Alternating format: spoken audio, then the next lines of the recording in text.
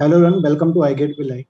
बच्चों, आज हमारे बीच में भुवन है और इनकी जो रैंक है 21 के अंदर में 145 रैंक। और ये भी फाइनल ईयर में स्टडी कर रहे हैं और कॉलेज के साथ में इन्होंने स्टडी की, सेल्फ स्टडी की गेट के लिए।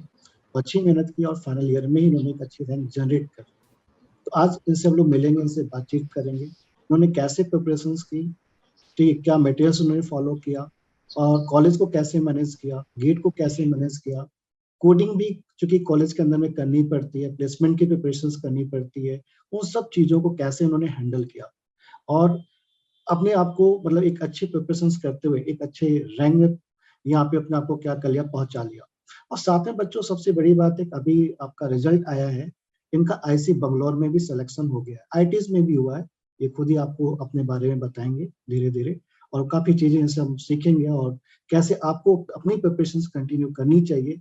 हो सकता है आपको बहुत हेल्प हो इनके वीडियो से। तो बने रहिए आप लोग वीडियो के साथ में। भुवन, सबसे पहले तो आपको बहुत बहुत बधाई कि आपकी रैंक भी बहुत अच्छी आई, प्लस आपने आईसी बंगलौर में आपको सिलेक्शन भी हो गया फाइनली। और बहुत सारे आईटी से भी बहुत सारे ऑप्शन आपके पास अवेलेबल है इस समय। तो सबसे पहला क्वेश्चन तो मेरा यही है भगवान की, अभी आप किधर जाना चाह रहे हैं, किस आईटी में जाना चाह रहे हैं या आईसी बंगलौर में जाना चाहते हैं आप? यस सर, जब मैं प्रिपरेशन कर रहा था तभी से मैंने आईएससी को टारगेट किया था कि जब तो आईएससी टॉप 50 बच्चों को ही चांस देता था, तो जब से मैंने सोच रखा था कि I want to be in top 50 for ISC.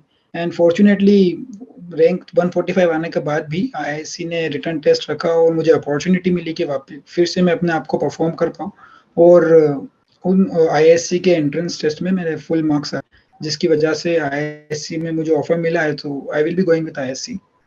ये इस बार बहुत अच्छा हुआ कि आईसी बंगलौर ने जो यहाँ पे टेस्ट रखा है, इससे बहुत से बच्चों को फायदा हुआ जिनकी रैंक थोड़ी सी फिसल जाती है, उनको भी यहाँ पे एक अपॉर्चुनिटी मिली एडमिशन लेने की। तो इनके टेस्ट में बता सकते हैं कि क्या यस, पूछा गया था? यस, कंप्यूटर साइंस की ब्रांच के लिए तो उन्होंने पूरा प्योर कोडिंग टेस्ट लिया था, जिसमें 3 क्वेश्चंस दिए थे। 40 मार्क्स का टेस्ट था, हैकर अर्थ पे हुआ था जो। और ओके। एआई के लिए उन्होंने थोड़े बहुत न्यूमेरिकल क्वेश्चंस भी लिए थे, जो न्यूमेरिकल क्वेश्चंस में जैसे लीनियर अलजेब्रा के क्वेश्चंस थे, प्रोबेबिलिटी के क्वेश्चंस थे। हम्म। और सीडीएस के लिए भी मैंने टेस्ट दिया था, तो उन्होंने भी एक कोडिंग क्वेश्चन दिया था और बाकी न्यूमेरिकल क्वेश्चंस दिए थे। हाँ, उनका चूंकि जो इंटरव्यू खासकर सीएस में जैसे आपने बताया कि कोडिंग था और एआई के लिए में मैथ्स ज्यादा रहता है और उनका ज्यादा झुकाव मैथ्स की तरफ हाँ। भी है उस कॉलेज का। और वो इंडिया का टॉप यस, मोस्ट कॉलेज है, यस। मतलब वहाँ पे पढ़ना अपने एक प्राउडनेस है अपने लिए। तो भुवन, बहुत अच्छा आपको लाइफ मिलने वाला है आगे धीरे धीरे। फिर हम धीरे से इस पे आ जाते हैं कि भुवन, आपने कब से सोचा कि मुझे गेट करना चाहिए, मतलब कब से प्लान आपने बनाया गेट के, और कैसे सुना था कि मुझे गेट? सर, यस, सो मेरी गेट जब मैंने सुना तो तब था जब मैं 11th 12th में। पहले मैं एक सर थे, तो उनके साथ में जेई की, वो जेई का भी मुझे थोड़ा बहुत पढ़ा देते थे। तो जब मैं 12th पास की और जब मैंने मेरे कॉलेज में एडमिशन हुआ, तो उन्होंने मुझे फिर मैं उनसे मिलने गया था। उन्होंने बोला कि अभी आपकी जर्नी खत्म नहीं हुई, अभी आपकी जर्नी स्टार्ट हुई है। तो उन्होंने मुझे बोला कि अब आप गेट के लिए प्रिपेयर करो, क्योंकि आप जेई के लिए प्रिपेयर नहीं कर पाए थे। तो उन्होंने मुझे सजेस्ट किया कि गेट के, उन्होंने पहले तो मेरे को बेनिफिट्स बताए और उन्होंने मेनली बेनिफिट्स बताए मुझे पीएसयू के, कि आप पीएसयू में जा सकते हो, सैलरी इतनी अच्छी होगी और इतनी अच्छी लाइफ है। सो मुझे काफ़ी वहाँ पे अच्छा इंप्रेस हुआ मैं। और मैंने तब सोचा कि ठीक है, हम गेट को एक एज अ बैकअप ऑप्शन रख सकता हूँ। सो मैंने गेट को तब एक बैकअप ऑप्शन सोचा था। फिर जब मैं सेकंड सेमेस्टर में एंटर हुआ, so I was like incline towards GATE. And जब थर्ड सेमेस्टर में हमारे कोर सब्जेक्ट्स चालू हो गए, उसके पहले मैं डिसाइड कर चुका था कि मैं गेट के लिए पढ़ाई करूंगा। सो मैंने जब सेकंड ईयर था, तो तब तो मैं आराम से कर रहा था, पर कंसिस्टेंट था कि जैसे मेरा इस सेमेस्टर में अगर 3 सब्जेक्ट्स गेट सिलेबस से, तो मैं उन सब्जेक्ट्स को उसी तरह प्रिपेयर करता था जो मुझे गेट के लिए रिक्वायर्ड है, और उनके नोट्स प्रॉपर बनाता था। बाकी जो दूसरे सब्जेक्ट रहते थे, वो तो हो ही जाते कॉलेज में, वन एक वीक पहले ही करता था। बाकी जो गेट का सब्जेक्ट रहते थे, उसको मैं थॉरोली प्रिपेयर करता था। तो भगवान, ये सबसे सो अच्छी बात है कि आपके आपके जो टीचर है, स्कूल के जो टीचर है, उन्होंने आपको गाइड किया, मतलब उन्होंने बेसिकली आपको एक रास्ता दिखाया कि आप इस पाथ पे जा सकते हो। ठीक है, तो जैसे आपने यस 11 सर। 12 में थे तो उस समय आईटी की प्रिपरेशंस किए थे आप? नहीं, मैंने वहाँ तब भी कॉन्सेप्ट्स अच्छे से पढ़े थे, पर मैं आईआईटी के लेवल की प्रिपरेशंस नहीं कर पाया था और उस तरह के मैंने क्वेश्चंस भी सॉल्व नहीं किए थे। तो इसीलिए वो मुझे, और उस टाइम पे मैंने रिसर्च भी इतनी नहीं की थी, और मतलब मैं go with the flow like technique follow कर रहा था मेरे स्कूल में। उस टाइम में ऐसा और रहता है एंड ना, सो फिर उस टाइम में ऐसा भी जब रहता फिर है मैं हमारा कॉलेज में आया तो मैंने हाँ, yes yes yes, continue continue करिए। यस, तो फिर जब जब मैं कॉलेज में आया था तो मैंने इस चीज़ के लिए पहले रिसर्च बहुत अच्छी करी थी कि मतलब गेट के क्या-क्या प्रोस्पेक्ट्स है और किस तरह से प्रिपेयर, किस तरह ईज़ी लेवल है, मॉडरेट लेवल है, प्रिपेयर हो सकता है कि भी नहीं। ऐसा नहीं कि आप कूद पड़ो और हो ना पाए। तो मैंने वो सारी चीज़ें भी रिसर्च, और मैंने डिजिटल लॉजिक 12th में भी पढ़ा था थोड़ा बहुत, और प्रोग्रामिंग पढ़ी थी। तो मुझे काफ़ी एक कॉन्फिडेंस सा था कि मतलब हो जाएगा, जब मैंने गेट के क्वेश्चन्स देखे थे डिजिटल लॉजिक और प्रोग्रामिंग। तो भुवन, आपका कॉलेज जो है इंदौर में कौन सा है? Chameli Devi group of institutions. Okay okay, तो उस समय आप जब 12 के बाद ही आपने ज्वाइन कर लिया था कि आपने ड्रॉप भी लिया था? नहीं, मैं 12th के बाद ही जॉइन कर लिया था, क्योंकि मुझे मैं श्योर था कि 1 ईयर में प्रिपेयर नहीं कर पाऊँगा डेडिकेशन से जेईई के लिए, तो इसलिए मैंने डायरेक्ट जॉइन कर लिया था कॉलेज। Very good. तो अब हम आपके प्रिपरेशन पे आ जाते हैं कि आपने जैसे डिसाइड कर लिया कि मुझे गेट करना है, तो आपके कॉलेज में और भी आपके साथ में दोस्त लोग थे जो गेट की प्रिपरेशन कर रहे थे, कि आपने अकेले ही चूज कर लिया था कि अब मुझे आगे बढ़ना है? क्योंकि कंप्यूटर साइंस में बहुत बड़ा कंफ्यूजन रहता है बच्चों को, क्योंकि कॉलेज में प्लेसमेंट वगैरह भी होता है। तो कुछ लोग प्लेसमेंट के तरीके प्रिपरेशन में लग जाते हैं, कुछ लोग कोडिंग के में लग जाते हैं, और फिर कुछ लोग गेट में जाते हैं, और गेट का एनवायरनमेंट थोड़ा सा कम रहता है सीएस में, प्लेसमेंट की तरफ ज्यादा लोग भागते हैं। तो आपके कॉलेज का एनवायरनमेंट कैसा था? हाँ, जब मैंने डिसाइड किया था सेकंड, जैसे मैंने बताया सेकंड ईयर में जब मैंने डिसाइड किया था, और ऑन दैट टाइम मुझे ऐसा लगता है कि शायद गेट के लिए मेरी क्लास में तो कोई भी अवेयर भी नहीं थे। और बट जब मैं थर्ड ईयर में आया था तो कुछ बच्चों ने कोचिंग जाना स्टार्ट कर दिया था गेट के लिए। सो मतलब कॉलेज में ऐसा कुछ गेट के लिए इतना क्रेज़ नहीं था कि मास्टर्स के लिए जाना है। वो शायद 4-5 बच्चे ही गेट के लिए प्रिपेयर कर रहे थे सीरियसली। एंड मुझे ऐसा कुछ हिस्ट्री में कोई सीनियर्स मिले नहीं जो गेट में कुछ अच्छी रैंक अचीव करी हो, क्योंकि कॉलेज भी थोड़ा नया ही है हमारा। तो इसीलिए ऐसा गेट का तो मेरे लिए ऐसा कुछ क्रेज़ नहीं था कॉलेज में। बट हाँ, प्लेसमेंट्स का लोग बच्चे सारे प्लेसमेंट्स के लिए प्रिपेयर कर रहे थे, कुछ लोग कल्चरल एक्टिविटीज़ में इन्वॉल्व रहते थे। नहीं, सो आपने बहुत बहुत अच्छा डिसीजन आपने लिया, और मतलब इससे आपको बहुत बेनिफिट होने वाला है फ्यूचर में। और मुझे लगता है कि आपके कॉलेज में सबसे अच्छी रैंक ऑल ब्रांच में बोल सकता हूँ आपकी ही होगी। यस सर, इस ईयर 145 है और सेकंड जो बंदा है वो 1086 कुछ है, मैंने ध्यान नहीं दिया शायद। जी जी, वो मुझे एक्चुअली में हम भी यहाँ पे पढ़ाते हैं, यहाँ पे बच्चों को देखते हैं कि जो यहाँ के लोकल बच्चे हैं, ठीक है, तो भी प्राइवेट कॉलेज के लिए अच्छी मेहनत करते हैं। जैसे आपके साथ में भी उज्जवल जो है जाने वाला है ऐसे बंगलौर में, और भी कई लोग हैं, ज्ञानेंद्र भी है, ज्ञानेंद्र भी आपके साथ एआई में जाने वाला है वहाँ पर आईएससी के अंदर। तो जैसे आपने भी, आपने कहाँ से कैसे अपने आप को मतलब पिकअप किया अपने सब्जेक्ट, मतलब कब आप सीरियस हो गए अब मुझे गेट ही करना है? आपका पूरा प्लान, मतलब एक शुरू से लेके एक टॉप लेवल तक पहुंचने तक वो प्लान के बारे में थोड़ा डिस्कस करते हैं। क्योंकि जैसे आपके दोस्त लोग कोचिंग में जाने लगे, तो फिर आपने शायद कोचिंग नहीं ज्वाइन किया, ठीक है, फिर उसके बाद कोविड भी आ गया बीच में। यस। एक पूरी पूरी आप पूरी डिस्कस करिए तो शायद और बच्चों को बेनिफिट मिलेगा आपकी स्टोरी से। यस, जब मैंने सेकंड ईयर में डिसाइड किया था तब तो एक कोचिंग पे मेरे बात भी करी थी, तो उन्होंने मना कर दिया था कि इतनी जल्दी हम आपको रख नहीं पाएँगे। तो मैंने फिर मेरी सेल्फ स्टडी स्टार्ट करी थी। सबसे पहले मैंने स्टडी स्टार्ट करने से पहले सिलेबस डाउनलोड कर लिया था, कि सिलेबस को मैंने बराबर देखा कि सिलेबस में कौन-कौन से सब्जेक्ट्स हैं, और उस हिसाब से मैंने फिर सब्जेक्ट्स के बारे में पहले इंटरनेट पर देखा कि टॉपर्स लोगों ने रिव्यू दिए कि ये सब्जेक्ट थोड़े टफ पड़ेंगे, ये सब्जेक्ट थोड़े लेंथी है, ये ईज़ी है, इनको कहाँ से करना चाहिए। तो जैसे आपके भी यहाँ पे कुछ टॉपर्स लोगों ने ये डिटेल्ड डिस्कशन किया था। तो उन सब्जेक्ट्स को मैंने पहले सारे सब्जेक्ट्स नोट डाउन किए, उनका ऑब्जर्वेशन किया।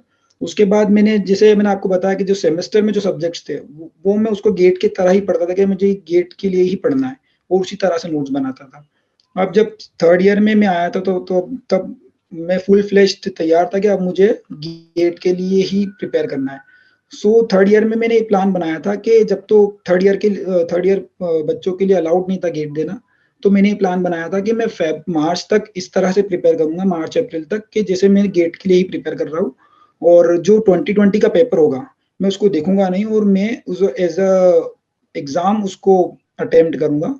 तो मैंने टेस्ट सीरीज मैंने सोचा कि टेस्ट सीरीज तो नहीं लूंगा, बट टेस्ट जो है पुराने ईयर्स के उनको देता रहूंगा और उस एग्जाम को अटेंड करके देखूंगा, ताकि मुझे गेट के टाइम पर ऐसा ना लगे कि मैंने गेट का पेपर अटेम्प्ट नहीं किया है। तो मैं क्लियर था थर्ड ईयर में, बट मैंने थर्ड ईयर में फिर इंटर्नशिप भी ज्वाइन कर ली थी, जिससे मेरी प्रिपरेशन थोड़ी स्लो डाउन हो गई थी।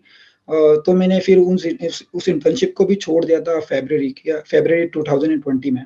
सो मैंने उस इंटर्नशिप को भी छोड़ दिया कि अब मुझे गेट के लिए पूरी तरह से फोकसली पढ़ाई करनी है।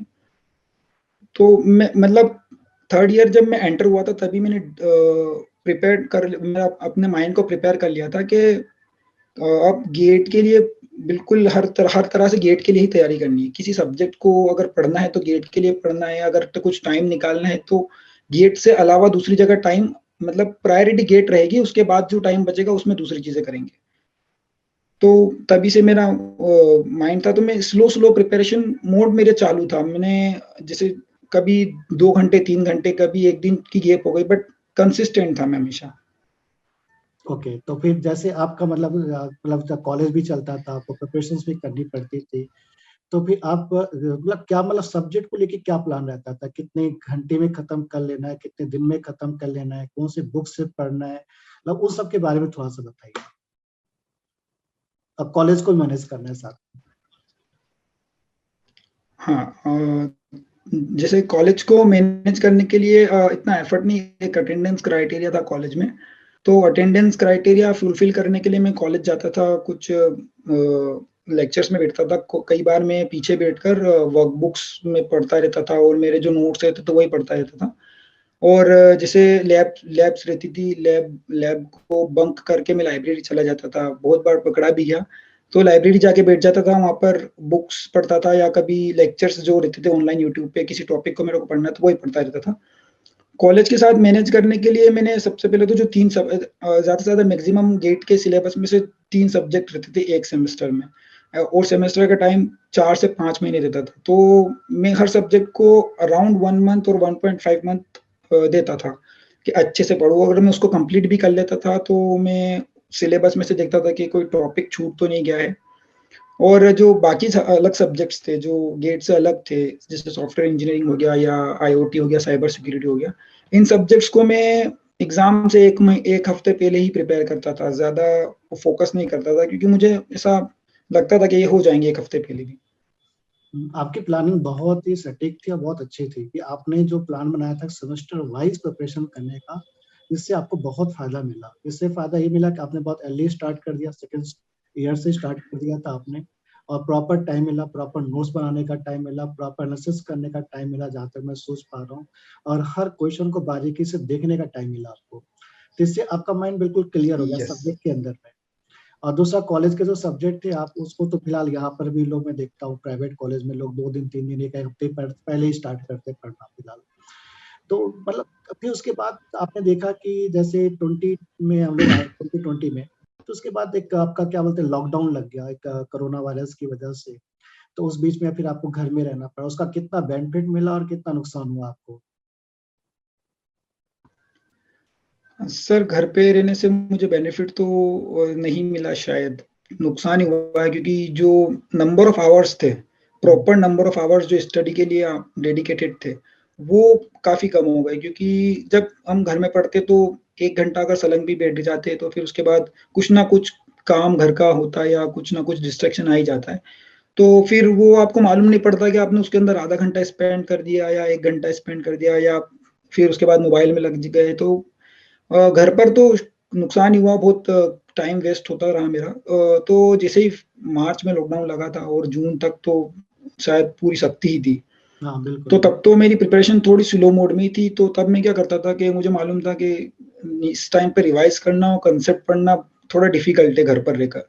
तो मैं उस टाइम में टेस्ट चालू कर दिया कि मेरे को टेस्ट देना है, और मैं टेस्ट देने लगा, और एक दिन में हर रोज एक टेस्ट देने लगा। और जब उस टेस्ट को एनालाइज करता था तो उसमें 1-2 घंटे बीत बीत जाते थे। तो मुझे ऐसा लगता था कि टाइम कंसेप्ट में जाए या क्वेश्चन सॉल्व करने में, बस फ्रूटफुल गेट के साथ कुछ टाइम स्पेंड होना चाहिए। तो मैं उस क्वेश्चंस को देखता था, फिर उससे रिलेटेड क्वेश्चंस करता था, तो इसी में मेरा पूरा टाइम निकल जाता था। तो मैं गेट के सब्जेक्ट्स के टच में रहा क्वेश्चंस के थ्रू लॉकडाउन में। जैसे ही लॉकडाउन खुला तो मैंने एक स्टडी सेंटर ज्वाइन कर लिया, और स्टडी सेंटर पे जाके मतलब बच्चे लाइब्रेरी जैसा के बच्चे अपना अपने एग्जाम्स की प्रिपरेशन करते हैं, ज़्यादातर मोस्टली तो गवर्नमेंट एग्जाम्स की करते हैं प्रिपरेशन। तो मैंने स्टडी सेंटर ज्वाइन किया और वहाँ पर जाके मैं पढ़ने लगा। तो मैं सुबह 8 बजे से शाम को 8 बजे तक वहीं रहने लगा। तो जैसे आपका सब्जेक्ट कंप्लीट तो हो तब जाता था, तो फिर प्रीवियस को आप सॉल्व करते, प्रीवियस के क्वेश्चन कैसे सॉल्व करते, तो उसके लिए क्या रिसोर्स फॉलो करते थे आप? हाँ सर, प्रीवियस ईयर क्वेश्चन सबसे इम्पोर्टेंट चीज़ है। आप वर्कबुक करते हैं, दूसरे सोर्स से क्वेश्चंस करते हैं, वो सब ठीक है, बट जो प्रीवियस ईयर क्वेश्चंस है वो बहुत इंपॉर्टेंट है। मैंने ये बहुत पहले ही सोच लिया था कि प्रीवियस ईयर कम से कम 3 से 4 बार मुझे सॉल्व करना है पूरे। तो एक बार तो मैंने थर्ड ईयर में कर लिए थे, जब अक्टूबर के आसपास कर लिए थे मैंने थर्ड ईयर में। और फिर उस क्वेश्चंस को मैंने सॉल्व कर लिया था, और सॉल्यूशंस देखते मतलब मुझे क्वेश्चन के आंसर नहीं आ रहा है तो मैं डायरेक्ट आंसर देख रहा था उस टाइम पे, और थोड़ा सा सोच रहा था फिर आंसर देख रहा था। जब मैंने फिर दूसरी बार उसको सॉल्व किया तो मुझे मैंने ऐसी प्रिपरेशन स्ट्रेटेजी करी थी उसमें कि जो क्वेश्चन है मैंने उस क्वेश्चन को थोरोली पढ़ा, उसकी मेथड सोचने की कोशिश करी। उसके बाद अगर वो सॉल्व हुआ तो उसका आंसर मैच करा, आंसर मैच नहीं हुआ तो फिर क्वेश्चन पढ़ा, और क्वेश्चन को बार बार पढ़ा, उसके कंसेप्ट को पढ़ा। मैंने कभी कभी किसी किसी क्वेश्चन पे आधा आधा घंटा भी स्पेंड किया है, इसीलिए ताकि कि वो क्वेश्चन अगर अगली बार मेरे सामने आए तो मुझे उसका हर एरिया मालूम होना चाहिए कि किस तरह से हो सकता है। जैसे मैं एक एग्जांपल दूं, ओएस में क्वेश्चन होता है पेजिंग सिस्टम का, कि उसका ओवरहेड कैलकुलेट करना और मेमोरी कितनी रिक्वायर्ड थी, एक्सेस टाइम वो करना, कैलकुलेट करना। तो उसमें कई तरह के वेरिएशन थे क्वेश्चन में, कि आप जीरो प्रोबेबिलिटी को जैसे हिरार्की बेस्ड है और लेवल बेस्ड है, तो उसमें हर तरह का बहुत सारे वेरिएबिलिटी थी। तो इसलिए मैंने उस तरह के क्वेश्चन थे उन पे बहुत टाइम स्पेंड करता था मैं, क्योंकि उसमें एक एक वर्ड इंपॉर्टेंट है उस क्वेश्चन का।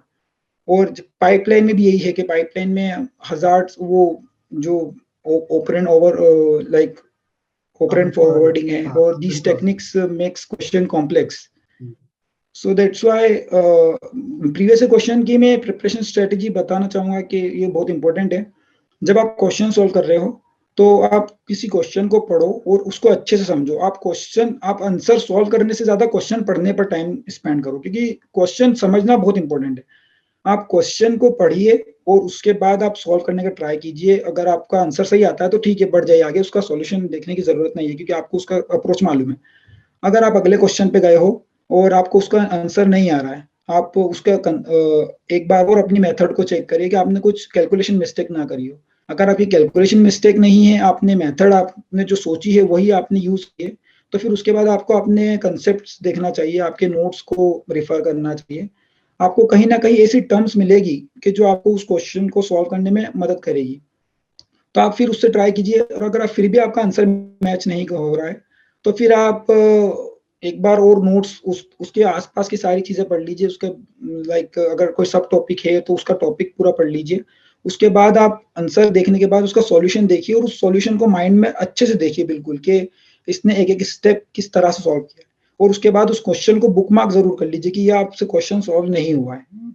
सो ये मेरी स्ट्रेटेजी थी। ओके। क्योंकि क्या होता है ना, जो बच्चे लोग प्रिपरेशंस करते रहते हैं, थ्योरी पढ़ने के बाद वो लोग क्वेश्चन को अटेम्प्ट करते हैं प्रीवियस के, तो उनको टाइम वहाँ पे ज्यादा लगने लगता है क्वेश्चंस में, घबरा जाते हैं बहुत ज्यादा, वो नर्वस हो जाते हैं, बहुत ज्यादा वो डिमोटिवेट हो जाते हैं क्वेश्चंस को देखकर।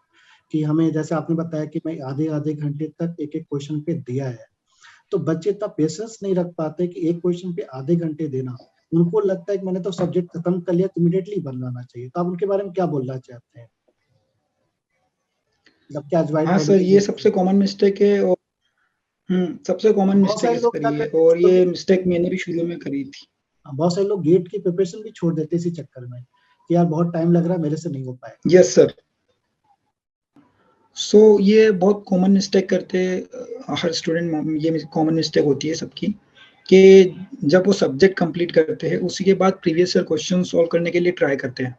सो ये बहुत कॉमन है और ये बहुत गलत भी है, क्योंकि जब आप किसी सब्जेक्ट को कंप्लीट कर लेते हो और प्रीवियस ईयर क्वेश्चन सॉल्व कर रहे हो, जो क्वेश्चन है प्रीवियस ईयर क्वेश्चंस, वो पिछले साल या उसके पहले साल गेट में आए हुए हैं। गेट में आए हुए मतलब जो टॉपर्स है और जो दूसरे बच्चे हैं, उन्होंने उस क्वेश्चंस को फुल प्रिपरेशन करने के बाद अटेम्प्ट किया था, और आप सिर्फ एक सब्जेक्ट कंप्लीट करने के बाद उसे अटेम्प्ट कर रहे हैं। तो कुछ क्वेश्चंस आपसे पहली बार में बनेंगे ही नहीं, और कुछ क्वेश्चन तो शायद बनेंगे ही नहीं, आप कितनी बार भी ट्राई कर लीजिए। तो इसीलिए मैंने जो दूसरी बार में स्ट्रेटेजी अपनाई थी, जब मैं से पहली बार में सॉल्व नहीं हुए बराबर से, तो मैंने दूसरी बार में जैसे ही सब्जेक्ट आपने कंप्लीट किया, तो मेरी एडवाइस रहेगी कि आप उन प्रैक्टिस क्वेश्चंस को सॉल्व कीजिए जो बिल्कुल ही बेसिक है, बिल्कुल बेसिक लेवल के। जैसे फॉर एग्जांपल डिजिटल लॉजिक अगर आपने कंप्लीट किया है, तो उसके बेसिक लेवल के क्वेश्चंस वो वाले हैं जिसको आपने वीडियो में भी सॉल्व किया है। फॉर एग्जांपल आपने binary to decimal to binary conversion किया है अगर डिजिटल लॉजिक में, तो ये बहुत बेसिक क्वेश्चंस हैं। तो इस टाइप के आपको क्वेश्चंस करने कि आपको थियोरेटिकल क्वेश्चंस है, बिल्कुल बेसिक क्वेश्चंस, वो वाले क्वेश्चन जब आप सॉल्व करेंगे तो आप एक तरह से बेसिक आपको नॉलेज हो जाएगा कि किस तरह के क्वेश्चंस मैं सॉल्व कर सकता हूँ। फिर आप अगली बार जब अगली रिवीजन साइकिल जब होगी आपकी, जब आप फिर सब्जेक्ट को 2 बार रिवाइज कर चुके होंगे, तो आपको बहुत सारे कंसेप्ट याद भी हो जाएंगे। जब आप फिर प्रीवियस ईयर क्वेश्चंस को सॉल्व करेंगे, तो आपको उस क्वेश्चन के आसपास की बहुत सारी चीजें मालूम होगी कि ये इतना बेसिक क्वेश्चन नहीं है और इसमें शायद ये पूछा गया है, ये पूछा नहीं गया है। तो आपको एक नॉलेज हो जाएगा उस सब्जेक्ट का। तो उसके बाद आप प्रीवियस ईयर क्वेश्चंस को अच्छे से अटेंड कर पाएंगे, और आप उस पर सोचेंगे भी तो फ्रूटफुल तरीके से सोचेंगे। आप अपना टाइम स्पेंड करेंगे तो उस टाइम से सीखेंगे। जब आप एकदम से एज ए न्यू पर्सन उसको सॉल्व करेंगे तो इतने अच्छा कुछ नहीं सीख पाएंगे। तो भुवन, जैसे आप बहुत अच्छा आपने कंसेप्ट बताया, तो आप प्रीवियस को कितने नंबर ऑफ टाइम्स सॉल्व किए आप? मैंने 4 टाइम्स सॉल्व किए प्रीवियस ईयर क्वेश्चंस को, मतलब और 4 जिसमें ऑल सब्जेक्ट, जिसमें मैं मानता हूँ कि एक बार तो शायद मेरा इतना फ्रूटफुल नहीं रहा। आखिरी के जो 3 बार मैंने सॉल्व किया था वो बहुत बेनिफिशियल था। और और मैंने प्रीवियस ईयर 100% क्वेश्चंस सबसे इम्पोर्टेंटली कर लिया मैंने था आपने? सब्जेक्ट वाइज सॉल्व किए। 100% आपने सॉल्व कर लिया था? मींस अगर 100% में सॉल्यूशन मुझे आ गया था सॉल्व करना, ऐसा? अच्छा, नहीं नहीं, मतलब आपका जो प्रीवियस का पूरा, अपने बहुत सारा, क्या बच्चों 30% 90% ही सॉल्व कर पाते हैं, तो क्या आपने 100% सॉल्व कर लिया था? सारे क्वेश्चंस बना लिए थे? जी मुझे लगता है कि मैंने सारे क्वेश्चंस कर लिए थे, और कुछ क्वेश्चंस जो आउट ऑफ द सिलेबस लग रहे थे तो वो मैंने शायद छोड़ दिए थे।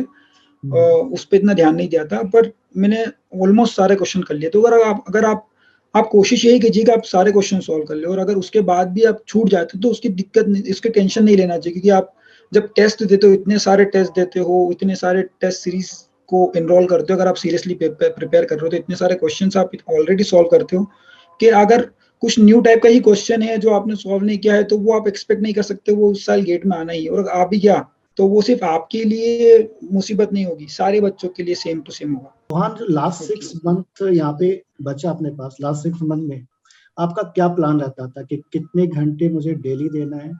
और मॉक टेस्ट सीरीज आपने कब से स्टार्ट किया? स्टार्टिंग में तो आप टॉपिक वाइज और सब्जेक्ट वाइज देते रहे होंगे, ठीक है, और मतलब कितने घंटे आप डेली देते थे? मतलब क्या रूटीन क्या रहता था आपका लास्ट 6 मंथ? और कैसे आपको मोटिवेट रखते थे कि अब मुझे करना ही है सब चीजें? वैसे आप तो पहले से आपका विजन क्लियर था, लेकिन तब भी बीच बीच में होता है कि चीजें अपने हिसाब से नहीं चल पाती ना, कुछ बच्चे इसलिए भी छोड़ देते हैं कि जैसा मैंने प्लान किया था वैसा नहीं हो पा रहा है लाइफ में, इसलिए मैं नहीं कर सकता हूँ, लोग स्किप कर जाते हैं। तो एक मोटिवेशन तो चाहिए। जैसे आपको मैं देखूं तो आप मेरे से भी कनेक्ट हुए थे अप्रैल 2020 में, तो व्हाट्सएप पे मैसेज आप करते रहते हैं। यस। तो स्टार्ट आप कैसे करेगा, क्या प्लान रहता था लास्ट? हाँ, तो जब लास्ट 6 मंथ्स की बात करूँ तो तब तो बच्चे भी ऑनलाइन अवेयर हो जाते हैं, तो थोड़ा-सा इंटरेक्शन उनसे होता रहता है। मोटिवेशन बहुत इम्पोर्टेंट था, क्योंकि बहुत बार लो फील कर रहा था मैं भी। जब क्वेश्चन सॉल्व नहीं होते आपसे कंटिन्यूअसली, बहुत सारे क्वेश्चन आपसे सॉल्व नहीं हो रहे, आपके टेस्ट में कंटिन्यूअसली मार्क्स कम आ रहे हैं, तो आपको बहुत एक लो फील होता है। तो मैं उस चीज़ के लिए ब्रेक लेना प्रेफ़र करता था कि मुझसे 1 दिन का ब्रेक ले लिया मेरे फ्रेंड्स, और मैं जब भी प्रिपरेशन कर रहा था लास्ट 3 मंथ्स जब तक नहीं बचे थे, तब तक मैंने प्रिपरेशन तो करी, बट मैं ये ट्राई करता था कि महीने में 1 बार या 2 महीने में 1 बार अगर फ्रेंड्स कहीं पर जाने का बोल रहे हैं या फ्रेंड से मिलना है, तो मैं उसको प्रेफ़रेंस देता था, क्योंकि वो एक तरह से रिफ्रेशमेंट हो जाता था मेरे लिए। और जैसे मोटिवेशन की बात करें तो मोटिवेशन के लिए वीडियोज़ देखना काफ़ी नहीं था, तो मैंने जैसे मोटिवेशन के लिए बहुत सारी चीज़ें कर सकते हैं आप। जैसे मैंने 2-3 चीज़ें करी थी, मैंने मेरे मोबाइल के वॉलपेपर पे आईआईएससी का वॉलपेपर था, तो एक जब भी लॉक खोलता था तो मुझे मालूम पड़ जाता था कि मुझे किस तरफ जाना है अभी।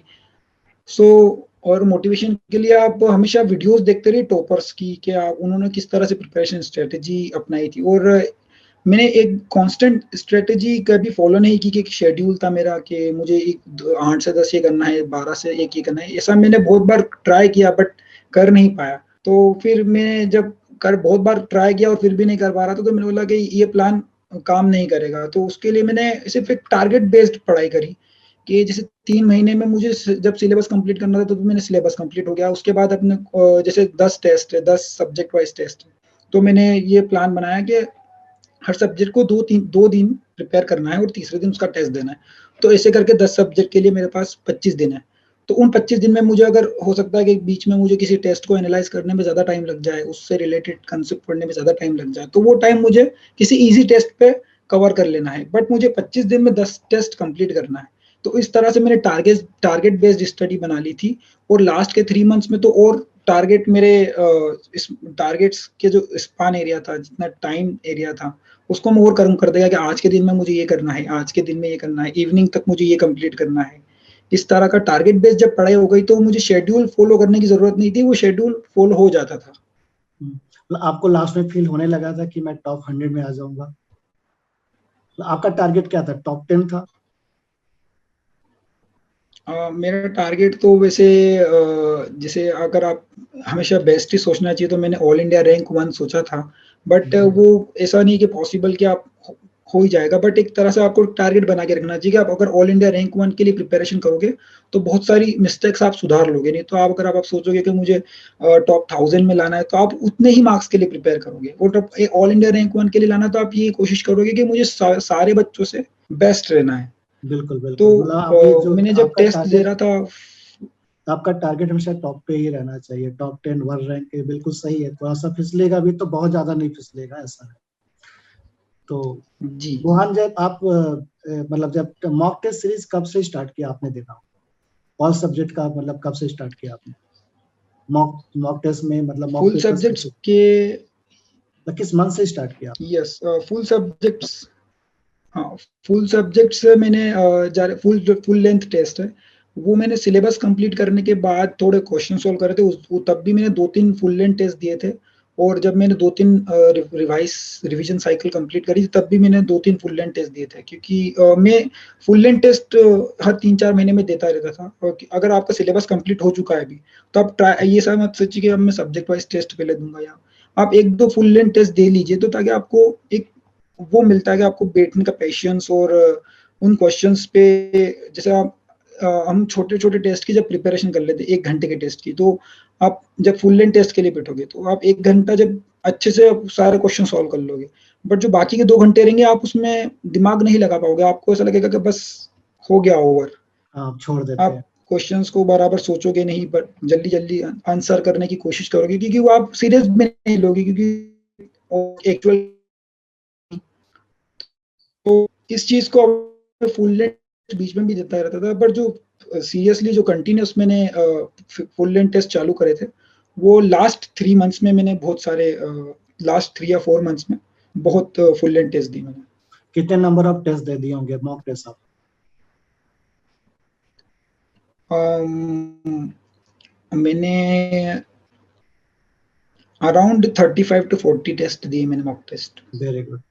तो भुवन, कभी आपको डर नहीं लगा कि यार मेरा गेट में नहीं हुआ तो मुझे कोडिंग वोडिंग पे भी ध्यान देना चाहिए, कॉलेज का प्लेसमेंट पे भी ध्यान देना चाहिए?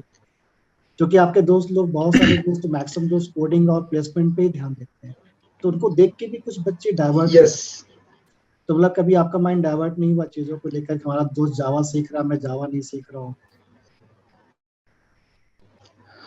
हाँ, ऐसा सर ये बहुत डाइवर्ट करने वाली चीज़ है, क्योंकि कुछ दोस्त तो ऐसे होते हैं कि वो जावा नहीं, जावा का भी कुछ ऐसा ऐसी-ऐसी चीज़ें सीख ली थी मेरे कुछ फ्रेंड्स ने कि मैंने उनके नाम ही नहीं सुने थे।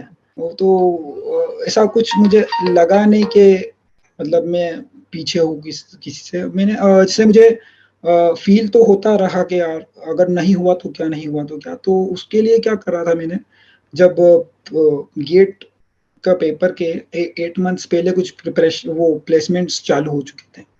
तो उस टाइम पर मेरे सब्जेक्ट्स तो सारे कंप्लीट थे गेट के, और मेरा एप्टीट्यूड भी अच्छा था, क्योंकि मैथ्स अगर आपका अच्छा है तो एप्टीट्यूड भी अच्छा रहता ही है।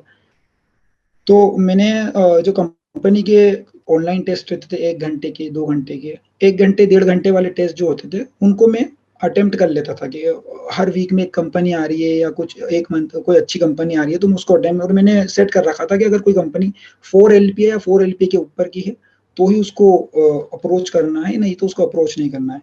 और मेरा टारगेट ये था कि सिर्फ़ एक कंपनी में अगर 5 एलपीए, 6 एलपीए के आस-पास की कोई एक ऑफर लेटर मेरे पास होता है, तो उसके बाद मैं प्लेसमेंट से पूरा माइंड हटा लूँगा अपना, और फिर पूरा गेट को ही लिए प्रिपेयर करूँगा। बट आखिरी एंड तक आते-आते भी जब 4 मंथ्स भी बचे थे, तब तक भी मेरे पास कोई ऐसा ऑफर लेटर नहीं था जो 6 एलपीए के आस-पास का था। तो मैंने फिर भी वो सारा छोड़ दिया कि ठीक है, हम अब 3 पे दिमाग नहीं लगाना है, 30 के लिए प्रिपेयर करना है। सो ये मैंने माइंडसेट बनाया था, और फिर उसके बाद मैंने गेट की प्रिपरेशन करी, और गेट के बाद एक मेरे प्रीवियस इंटरव्यू का रिजल्ट आया, तो 7 एलपीए का ऑफर भी आ चुका था मेरे पास।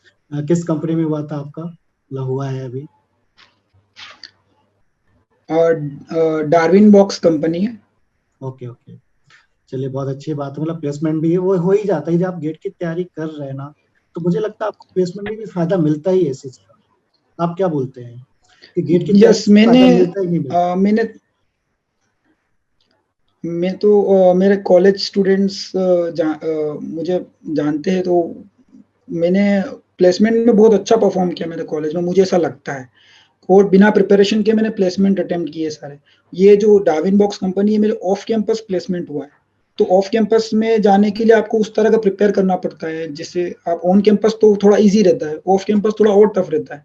पर मैंने बिना प्रिपरेशन कैंपस की सेपरेट प्रिपरेशन के बिना उसको क्रैक कर लिया। तो मुझे ऐसा लगता है कि अगर आप गेट के लिए डेडिकेशन से प्रिपेयर कर रहे हो और मैथ्स आपका अच्छा है, तो आप मोस्ट ऑफ द कंपनीज़ में प्लेस हो ही जाओगे। वो तो है, सही बात है। तो भुवन, मतलब आपसे बातचीत करके काफी चीजें मतलब निकल के आ रही हैं, जिसको मतलब आपके जो व्यूअर्स होंगे उसको देखेंगे और उनको बहुत बेनिफिट करेगा कि वो भी अपने प्लान्स को कैसे आगे धीरे धीरे बढ़ा सकते हैं। तो भुवन, जैसे आप मेरे से तो व्हाट्सएप पे कनेक्टेड थे, अप्रैल से कनेक्टेड थे 20 से, और फिर आपका रिजल्ट आया तो फिर आपने तुरंत मैसेज भी यस, किया मुझे। तो आपने आई गेट को कैसे जाना कि आई गेट के बारे में यस। ये, और कैसे आप मतलब आपका रिजल्ट आया तो तुरंत मुझे व्हाट्सएप भी किया आपने कि सर मेरा रिजल्ट आ गया, ये इतना रैंक आ गया है ना? आप मतलब हुँ। आई गेट को लेके क्या सोचते हैं? सर आई गेट जब मैं यूट्यूब पे मोटिवेशनल वीडियोस देखता था, या टॉपर्स की वीडियोस देखता था उनकी स्ट्रेटेजी की, तो आई गेट की वीडियोस बहुत सारी, मतलब आपकी बहुत सारी वीडियोस थी जिससे मुझे हेल्प मिली। सो एक बार किसी वीडियो में आपने डेमो क्लासेस के लिए बताया था, तो मैंने उस वीडियो के ज़रिए आपका ग्रुप जॉइन किया, और फिर उसके बाद डेमो क्लासेस भी ली। बट मैं एनरोल इसलिए नहीं कर पाया था, क्योंकि जब जब मुझे डेमो क्लासेस के बारे में मालूम पड़ा था, तब गेट के लिए 1 ईयर, शायद 1 साल बाकी था गेट एग्ज़ाम के लिए, और तब मेरा सिलेबस कंप्लीट हो चुका था। ऑलमोस्ट एक ही सब्जेक्ट बाकी था, कंप्यूटर नेटवर्क्स। तो मेरा सिलेबस कंप्लीट हो चुका था उस टाइम।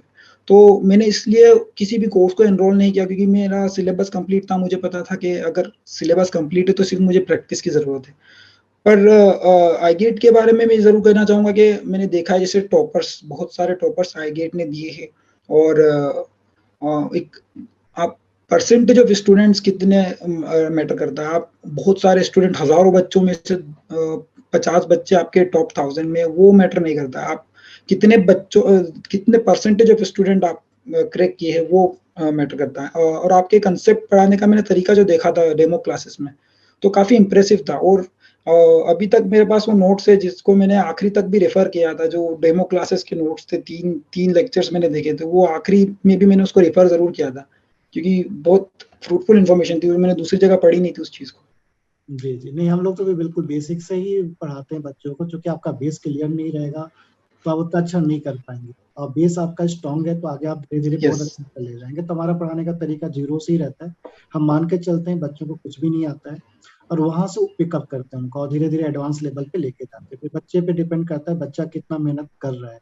क्योंकि सेल्फ स्टडी तो बहुत ही इम्पोर्टेंट है। आप किसी भी कोचिंग में पढ़िए, लेकिन जब तक आप खुद नहीं पढ़ेंगे और आप खुद से स्टडी नहीं करेंगे और आपका विज़न बिल्कुल क्लियर नहीं रहेगा, तो आपका गेट नहीं निकल सकता है। टीचर आपको एक रास्ते तक, एक दूर तक पाथ दिखा सकता है, एक दूर तक पहुंचा सकता है, लेकिन उसके आगे का पाथ तो आपको ही, जैसे आपने बताया कि आपके दोस्त लोग भी थे, लेकिन उन्हें ड्रॉप कर दिया, नहीं कर पाए, कोचिंग ज्वाइन करने के बाद भी नहीं कर पाए वो लोग, और आप बिना कोचिंग ज्वाइन किए आपने कर लिया, और आपका जो सिलेबस बहुत ही अर्ली आपने खत्म कर दिया था, मतलब आपने अप्रैल और मई में मेरे से कांटेक्ट किया था जब डेमो क्लास चल रही थी। और अच्छी बात, हम लोगों ने भी कभी परेशान नहीं किया कि आपको बार बार मैसेज नहीं किया कि ज्वाइन करो, ज्वाइन करो, ज्वाइन करो, और नहीं, कभी नहीं। कभी नहीं। हम लोग कभी भी, मतलब किसी बच्चे का मैसेज आ जाए या फोन भी आ जाए, तो हम कभी उसको बार बार तंग नहीं करते, बार बार मैसेज नहीं करते कि आप ज्वाइन करो हमको यहाँ पे। हम चाहते हैं कि बच्चा फ्री हाँ सर, माइंड। ये सबसे अच्छी चीज़ थी iGate की। हाँ, तो हम लोग खुद ही चाहते हैं बच्चा यस। जब फ्री माइंड रहे तभी ज्वाइन करे, अदरवाइज ना करे, क्योंकि हर बच्चों का अपना सोच होता है, अपना तरीका होता है पढ़ने का। ठीक है, तो हम चाहते हैं कि ज्यादा से ज्यादा लोग का भला हो कैसे भी करके। और आपने बहुत अच्छे से, मतलब चीजों को अचीव कर लिया, और बहुत अच्छे कॉलेज में भी पढ़ने के लिए आप जाएंगे फ्यूचर में। हम लोग आपस में कनेक्टेड भी रहेंगे। ऐसा भुवन, ऐसा कोई क्वेश्चन तुम्हारे मन में है जो मैं नहीं पूछ पा रहा हूँ, या मुझे नहीं अभी उतना आइडिया, तो आप कुछ बताना चाहते हैं, कुछ और भी चीजें प्रिपरेशन को रिलेटेड? हाँ सर, बहुत सी ऐसी चीज़ें शायद मैं भी मिस कर जाऊँगा, बट मैं पर्सनल एक्सपीरियंस से ये कहूँगा कि जैसे आप अगर किसी कोचिंग को भी अप्रोच करते हैं, ऐसा नहीं कि कोचिंग सेल्फ स्टडी, आप कोचिंग नहीं जाएँगे तो टॉपर बन जाएँगे, कोचिंग जाएँगे तो टॉपर बन जाएँगे।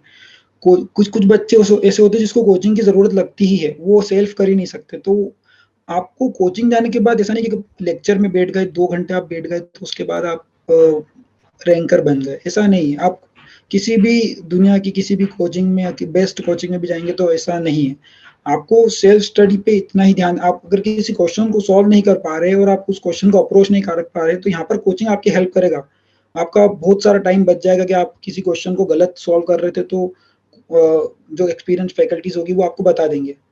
पर आपको सेल्फ स्टडी पे टाइम तो डिवोट करना ही पड़ेगा, और लास्ट के 2 मंथ्स और 3 मंथ्स में तो बच्चे इतने अच्छे प्रिपेयर्ड हो जाते हैं कि वो कभी-कभी फैकल्टीज़ भी अगर गलत कुछ क्वेश्चन पे गलत सेट कर देती है, तो वो बता देते हैं कि नहीं सर, ये क्वेश्चन में ये ऐसा था, तो ऐसा क्यों नहीं हुआ, ऐसा था तो मैंने 2-3 कोचिंग के देखे डिस्कशन फोरम्स में, तो वो जैसे टेस्ट के क्वेश्चन सॉल्व करते, तो उसके बाद बच्चे डिस्कस करते, तो बताते कि सर इसमें तो ये भी हो सकता है, सर इसमें ये कांसेप्ट में ये भी तो एप्लीकेबल है।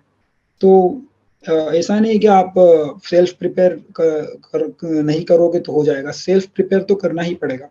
वो तो ऐसे ही। और टाइम मैनेजमेंट की मैं कहूँगा कि टाइम मैनेज, अगर आप शेड्यूल फॉलो करने, अगर आप ऐसे पर्सन है जो टाइम शेड्यूल फॉलो कर सकते हैं, और तो आप अपना टाइम वाइसली डिसाइड कीजिए। आप ऐसा ना डिसाइड कीजिए कि पूरे दिन आप लेक्चर देखने के लिए, अभी तो ऑनलाइन है जैसे, तो आप ऐसा कुछ टाइम डिसाइड मत कीजिए कि पूरा दिन लेक्चर देखने का है। आप सुबह में फ्रेश रहते हैं, तो उस टाइम पे आप कोशिश कीजिए कि 3 टू 4 आवर्स आप कंटिन्यूअस लेक्चर्स आप अलॉट करें, और उसके बाद फिर आपको ब्रेक की ज़रूरत लगेगी, तो आप ब्रेक लेने के बाद क्वेश्चन सॉल्व कीजिए, और बेसिक लेवल क्वेश्चन सॉल्व करना है जब आप कांसेप्ट पढ़ रहे हैं या सब्जेक्ट जस्ट कंप्लीट किया है तो। तो आप उस टाइम पे क्वेश्चन सॉल्व करिए, और आप ब्रेक लीजिए, तो उसके बाद क्वेश्चन सॉल्व करा, फिर आपने लेक्चर थोड़े दिन 1-2 घंटे के लिए देखे।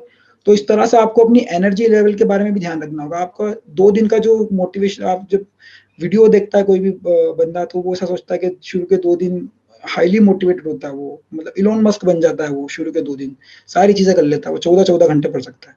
बट उसको कंसिस्टेंसी बनाने के लिए आपको हर चीज़, हर एस्पेक्ट पे ध्यान देना पड़ेगा। आपकी हेल्थ पर, आपके टाइम मैनेजमेंट पर, आपके सोने का टाइम, आपकी स्लीपिंग आवर्स। और लास्ट के मंथ में मैंने हेल्थ के लिए इतना ध्यान दिया था कि मतलब हेल्थ के लिए बहुत कॉन्शियस था मैं, क्योंकि हेल्थ खराब नहीं होना चाहिए, क्योंकि वही चीज़ है कि जो आपकी मेहनत खराब कर सकती है। बिल्कुल, सो बिल्कुल। आपको हर एस्पेक्ट पे ध्यान देना। अगर आप परफेक्ट टॉपर बनना चाहते हो, तो आपकी स्ट्रेटेजी भी टॉपर जैसी होना चाहिए। तो भगवान, एक क्वेश्चन मेरा ये है कि आपको कौन सा सब्जेक्ट गेट में सबसे अच्छा लगता था? बहुत अच्छा लगता था कि ये सब्जेक्ट मेरा बहुत प्यारा है। हाँ सर, ऐसे बहुत सारे सब्जेक्ट थे और मैं इससे मैं एक चीज़ और बोलना चाहूँगा कि 2-3 जूनियर्स ने मुझे से पूछी भी थी कि भैया आप वो जो सिलेबस में अलग-अलग सब्जेक्ट्स है, तो कौन सा सब्जेक्ट टफ है, सीओए टफ है, तो हम इसको कैसे प्रिपेयर करें? इसको लास्ट में प्रिपेयर करें, पहले प्रिपेयर कर लें। तो सब्जेक्ट मैंने शुरू से इक्वली इम्पोर्टेंस दिया था, सारे सब्जेक्ट्स को इक्वल इम्पोर्टेंस। लाइक हर सब्जेक्ट में मेरे को हर क्वेश्चन आना चाहिए, ऐसा मैंने इम्पोर्टेंस दिया था। और जैसे ओएस, डीबीएमएस और डीबीएमएस तो नहीं, ओएस, सीओए और सीएन जनरली लोगों को थोड़ा टफ लगते हैं। कंपाइलर डिज़ाइन तो ईज़ी है, बाकी ये थोड़ा सब्जेक्ट से सीओए और ओएस मैंने देखा है, डिस्क्रीट मैथमेटिक्स थोड़ा-सा टफ पड़ते हैं लोगों को, तो इन सब्जेक्ट्स पे मैंने टाइम ज़्यादा दिया। बट मैं इक्वल आउटपुट चाहता था हर सब्जेक्ट से। बट एट द एंड मैंने जब लास्ट 15 डेज बचे थे या लास्ट 1 मंथ बचा था, तब मैंने फिर देखा कि नहीं, अब जो पेपर है, जिस तरह से वेटेज है, उस तरह से टाइम अलॉट करना पड़ेगा। क्योंकि जैसे डेटा स्ट्रक्चर से उससे क्वेश्चन ज़्यादा पूछे जाते हैं, पर डीपली पूछे जाते हैं। वो कंसेप्ट उसके ईज़ी है, पर क्वेश्चन उसमें डीप कंसेप्ट से पूछे जाते हैं। और जैसे सीओए है, टफ सब्जेक्ट है, उसमें ऊपर ऊपर से भी आपसे क्वेश्चन पूछ सकते हैं वो लोग, ईज़ी क्वेश्चन पूछ सकते हैं और उसमें से कम मार्क्स के क्वेश्चन आते हैं। तो मैंने फिर उस वेटेज हिसाब से फिर अपना टाइम डिसाइड कर लिया था लास्ट मंथ में। बट उसके पहले तक हर सब्जेक्ट को मैं इक्वली इंपॉर्टेंस दे रहा था। और मेरे फेवरेट सब्जेक्ट थे digital logic, data structure, algorithms, database, theory of computation और कंपाइलर डिजाइन। सिर्फ सीओए और कंप्यूटर नेटवर्क्स मुझे थोड़ा सा दिक्कत देता था, बट फिर भी मैं उनको सही सही लगता था मुझे। आपको किसी भी सब्जेक्ट में सारे टॉपिक टफ नहीं होते, एक या दो टॉपिक इतने टफ होते हैं कि उसकी वजह से पूरा सब्जेक्ट आपको पूरा टफ लगने लग जाता है। जैसे सीओए में भी 2 टॉपिक टफ है, एएलयू कंट्रोल सिग्नल्स और पाइपलाइन थोड़ा सा इजी है। और कंप्यूटर नेटवर्क्स में भी शायद सॉकेट वगैरह का भी थोड़ा डिफिकल्ट है। और आईएसओ का जो स्विचिंग वगैरह का जो थोड़ा सा थ्योरी वगैरह है, वो थोड़ी सी डिफिकल्ट है। कंपाइलर डिजाइन में भी वो पार्सिंग वगैरह की टेबल बनाना थोड़ा सा डिफिकल्ट है, थोड़ा सा लेंदी है। थ्योरी ऑफ कंप्यूटेशन में भी डिसाइडेबिलिटी थोड़ा सा डिफिकल्ट है। तो हर जगह डिफिकल्टी लेवल तो किसी ना किसी टॉपिक में मिल ही जाता है। तो आप उन टॉपिक्स को समझिए कि वो टॉपिक्स टफ है, सब्जेक्ट टफ नहीं है। आप उसके इजी टॉपिक्स कभी भी छोड़ के नहीं जा सकते। सही बात है कि एटलीस्ट आपको मतलब जितने भी इजी टॉपिक उनको कंप्लीट कर लो, जो डिफिकल्ट टॉपिक पे रिसर्च कर लो आप। और जैसे जैसे आप टेस्ट देते जाओगे आपका इम्प्रूव होता ही जाएगा और टॉपिक्स ऐसा रहता है। तो भगवान यस। मतलब आपने काफी अच्छा मतलब ये भी डिटेल बताया आपने कि सब्जेक्ट मतलब कोई ऐसा सब्जेक्ट टफ नहीं होता, बेसिकली एक टॉपिक टफ होता है। तो जो टॉपिक टफ है उस पर आप रिसर्च कर सकते हैं, अच्छे से रिसर्च कर सकते हैं, अच्छे से आप गूगल कर सकते हैं। आजकल तो गूगल में बहुत सी चीजें अवेलेबल है कि आप सिर्फ नाम डालो तो पीडीएफ्स आ बहुत जाती है, सारी चीजें। डिफरेंट पीडीएफ्स आ जाती है। उस पर आपको सिर्फ आपको टाइम देने की जरूरत है। आप टाइम देंगे तो सारी चीजें हो जाएगी, टाइम नहीं देंगे तो नहीं होगा। सो वन एक क्वेश्चन और है दैट्स मेरा। Why I started early. हाँ वो यस। बिल्कुल जैसे आपने बहुत अर्ली डिसाइड कर लिया था, बहुत जल्दी आपने चीजों को पिकअप कर लिया, वो बहुत अच्छा आपने प्लान बनाया था और बहुत ही मैं इम्प्रेसिव हूँ आपके प्लान से। और बहुत मुझे एक चीज और मुझे ये है कि जब आप लास्ट मतलब जब एग्जाम लिखने गए, गेट का एग्जाम आप लिखने गए, 3 घंटे के अंदर में ऐसा क्या हुआ आपके साथ कि 2-3 क्वेश्चन ही आपके फिसले होंगे, नहीं तो आप टॉप 100 में आ जाते हैं। तो उस समय माइंडसेट कैसा रहता है एग्जाम के हाँ। जिस समय जाते हैं वो दिन कैसा रहता है, और कैसे अपने आप को मेंटेन करना चाहिए, क्या गलतियां हाँ। हो जाती है लोगों से? हाँ सर, ये अच्छा, ये क्वेश्चन बहुत इम्पोर्टेंट है और इसके लिए भी मैंने एक बहुत अच्छी स्ट्रेटजी सोची थी। जो 2-3 क्वेश्चन मेरे फिसले, वो इतने इतने इतनी बेसिक मिस्टेक थी 2-3 क्वेश्चंस में कि आप कह सकते हो प्लस माइनस की मिस्टेक्स थी मेरी। इतनी बेसिक मिस्टेक्स करी थी मैंने। और उस इसलिए मैंने रिस्पॉन्स शीट भी नहीं देखी थी, क्योंकि मुझे मालूम था कि इसलिए मिस्टेक्स बहुत दुःख देती है। तो जैसे एग्जाम एनवायरनमेंट रहता है, बहुत फेयर इतना रहता है सर उस टाइम पे कि जैसे ही आपके सामने टाइमर चलेगा तो आपका माइंड फ्यूचर में चले जाएगा, मेरे साथ क्या होगा, क्या नहीं होगा, मेरी ज़िंदगी कैसी होगी, ऐसा हो जाता है। तो उसके लिए मैंने क्या किया था सर, जैसे जो full length test, mock test होते हैं, ऑल इंडिया मॉक टेस्ट बहुत सारी कोचिंग्स प्रोवाइड करती है ऑनलाइन, अप्लाइड है और अनअकैडमी पे भी करते हैं। तो free online online mock test free थे। तो उनका एक पर्टिकुलर टाइम होता है कि वो उसी टाइम पे होते हैं, आप उसके दूसरे टाइम पे अटेंड नहीं कर सकते। तो आपको एक तो कंफर्टेबल टाइम, आपका ऐसा नहीं कि आप अपने कंफर्टेबल टाइम पे कर रहे हैं। तो मैं क्या करता था कि जो एग्जाम टाइम है, या तो वो तो एग्जाम के टाइम पे ही करते थे, वैसे 9 से 12 के स्लॉट में करते थे। तो मैं मेरा लैपटॉप लेके कोई ऐसी जगह पे जाता था जो मेरे लिए नई रहती थी। जैसे फॉर एग्जांपल मैं मेरी बुआ के घर पर, एक ऊपर रूम खाली था, मैंने वहाँ जाकर एक ऑनलाइन ऑनलाइन मॉक टेस्ट दिया है। उसके बाद मेरे एक मासी के घर पर एक जगह ऑनलाइन मॉक टेस्ट दिया। मैंने जो 4 फ्री ऑनलाइन मॉक टेस्ट थे, ऑल इंडिया मॉक टेस्ट, वो चारों अलग-अलग लोकेशन पे दिए हैं और उसके टाइमर का प्रॉपरली इंतज़ार किया है। और जो टेस्ट में टाइमर नहीं था, उसमें मैंने मेरे अलार्म मेरे मोबाइल का टाइमर लगा के इंतज़ार किया है 15 मिनट पहले से। सो मैंने अपने माइंड को ही उस तरह से प्रिपेयर कर लिया था शुरू से कि उस एग्ज़ाम, मुझे मालूम था एग्ज़ाम एनवायरनमेंट में मेरे साथ तो ऐसा होना ही है, क्योंकि मुझे मेरे अपने आप पर इस चीज़ का भरोसा था कि मेरा माइंड डाइवर्ट हो जाएगा। और जब मैं एग्ज़ाम टाइम पर गया, तो जैसे मैं थोड़ा-सा कूल टाइप था कि नहीं, अब मुझे इस तरह का मेरे लिए कुछ नया नहीं लग रहा था, क्योंकि मैंने बहुत बार ऐसी सिचुएशन फेस करी थी नई-नई जगह पर जाना। तो मुझे कुछ सब सही लग रहा था। पर जैसे ही वो टेस्ट चालू हुआ, तो मुझे शुरू के 10 मिनट मैंने क्वेश्चन देखे और मुझे क्वेश्चन मैं पढ़ रहा हूँ और पर मेरे दिमाग में कुछ नहीं जा रहा, मैंने ऐसा फ़ील किया। तो उस टाइम पे मैंने क्या किया, जैसे फर्स्ट क्वेश्चन मैंने पढ़ा, मुझे इतना बेसिक क्वेश्चन था वो, फिर भी मेरे दिमाग में नहीं जा रहा था वो। मैंने उसको पहली बार पढ़ा, दूसरी बार पढ़ा, मैं समझ गया कि मेरे ना माइंड कुछ और स्टेट में है। मैंने पहला क्वेश्चन पढ़ा, नेक्स्ट क्वेश्चन पे गया, ऐसे करके मैंने शुरू के 10 क्वेश्चन बिना किसी दिमाग लगाए सिर्फ पढ़े। और फिर उसके बाद जब मुझे ऐसा लगा कि 11वां क्वेश्चन मुझसे सॉल्व हो गया, तो फिर मैं वापस फर्स्ट क्वेश्चन पे गया और फिर मैंने स्टार्ट करना चालू कर दिया। तो इस तरह से मुझे जो शुरू के 10 मिनट आपको कभी-कभी लगता है कंफर्टेबल होने में मुझे लगा टाइम, तो 10 मिनट मैंने उस टाइम पे सिर्फ क्वेश्चन्स पढ़ लिए, ताकि अगली बार वो उस क्वेश्चन से और फ़ैमिलियर हो गया मैं, उन 10 क्वेश्चन को तो बहुत जल्दी-जल्दी सॉल्व कर लिया मैंने। तो ये चीज़ मैंने करी थी एक्चुअल डे के दिन। तो भगवान इस साल जो था गेट के पेपर में मिक्सिंग क्वेश्चन थे, मतलब 1 मार्क्स के क्वेश्चन एक साथ, 2 मार्क्स के क्वेश्चन एक साथ नहीं, कभी 2 यस। मार्क्स आना था, कभी 1, भाई इस बार पहली बार ऐसा हुआ था। तो उससे कुछ डिस्टर्बेंस हुआ आपको? अ, या नहीं, किस स्टाइल से आपने ये क्वेश्चन को सॉल्व किए? मतलब सीक्वेंसली आपने सॉल्व करते गए कि कुछ प्लान था आपका? जब मैं कर रहा था, टेस्ट दे रहा था, जब 3 मंथ्स बचे थे, तब मैं जब फुल लेंथ टेस्ट दे रहा था, तब मैंने जो प्लान था मेरा, 2 मार्क्स क्वेश्चन पहले सॉल्व करता था मैं, वो 1 मार्क, तो वो भी इसलिए करता था क्योंकि जब आप शुरू के 30 क्वेश्चन करोगे और 1 मार्क के क्वेश्चन है वो, तो आप उस पे टाइम डिवोट करोगे और आपका माइंड थक चुका होगा, और आप फिर जब 70 मार्क्स के जो क्वेश्चन बचे, उसके लिए आप टाइम दोगे तो आप उतना फ्रूटफुल, तो जो आप पहले 70 मार्क्स में से ज़्यादा से ज़्यादा मार्क्स निकालने की कोशिश करो, उसके बाद 1 मार्क 30 मार्क्स जो है, उसमें से कुछ ना कुछ आपको, अगर 20 मार्क्स भी आएँगे तो 20-25 मार्क्स आप ले आओगे, क्योंकि 1 मार्क क्वेश्चंस। तो मैंने स्ट्रैटेजी में क्या करा था, जैसे मैं 2 मार्क्स क्वेश्चन पे जाता था पहले, 2 मार्क्स क्वेश्चन जैसे 10 सॉल्व करे, उसके बाद 2 मार्क्स क्वेश्चन थोड़े से लेंथी होते हैं, डिफिकल्ट होते हैं, तो उसमें थोड़ा टाइम लग जाता था, माइंड थोड़ा थक जाता था।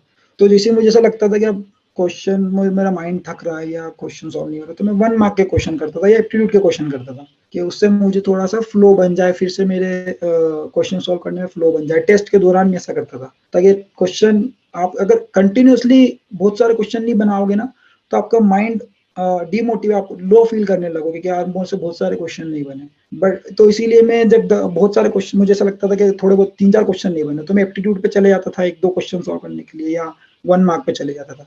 तो अभी तो जैसे सफल हो गए, तो जैसे 1 महीना बचा था, तब मुझे ये मालूम पड़ा कि क्वेश्चन सफल भी आ सकते हैं और 2 मार्क्स के भी आ सकते हैं, और न्यूज़ शायद आ गई थी या मालूम पड़ गया था कि सफल ही आएँगे क्वेश्चंस। तो फिर मैंने मेरी पूरी स्ट्रेटजी चेंज कर ली और मैंने सीक्वेंशियली वापस देना चालू कर लिए, कि नहीं, अब मुझे जैसे सीक्वेंशियली आएँगे ऐसे ही सॉल्व करना है। और जो कोचिंग क्लासेस थी, उन्होंने भी क्वेश्चन 1 मार्क और 2 मार्क के शफल कर दिए थे, तो हेल्प हो गई थी उससे। चलिए वेरी गुड। चलिए अभी आपको मैंने अच्छा, मतलब आपने अपनी स्टाइल जो है चेंज कर ली थी सही पे, और बहुत अच्छा आपने प्लान किया। तो ये सब टेक्निकल बातें होगी, थोड़ा सा हम फैमिलियर बातें करते हैं। आपके घर में आप ही इंजीनियर्स हैं कि और भी इंजीनियर्स हैं आपके घर में?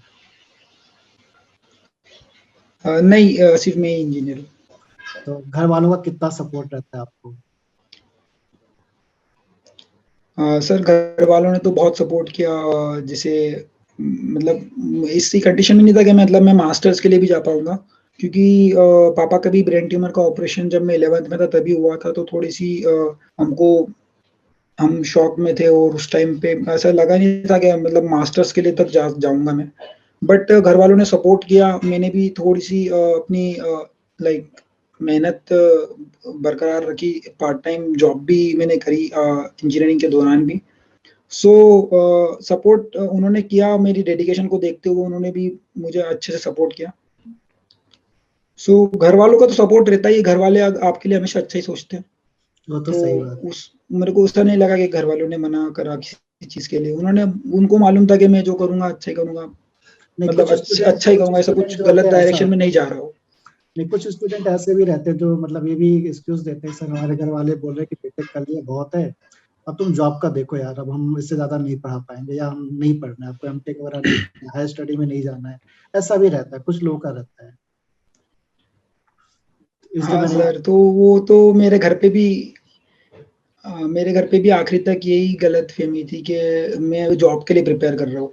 जो मैं गेट के लिए प्रिपेयर कर रहा था, तो उन्हें लग रहा था मैं जॉब के लिए प्रिपेयर कर रहा हूँ। बट जब आप किसी रिज़ल्ट के साथ उनके सामने जाएँगे, तो वो मना नहीं करेंगे। अगर आप सोचे कि पहले से ही उनको मैं पहले मना लूँ, फिर उसके बाद ट्राई करूँ, तो मैंने तो ऐसा मेरी ये थिंकिंग है कि मेरा मुझे मालूम, अगर मैंने सोच रखा था कि मेरा रिज़ल्ट अच्छा आएगा, तो वो मान ही जाएँगे।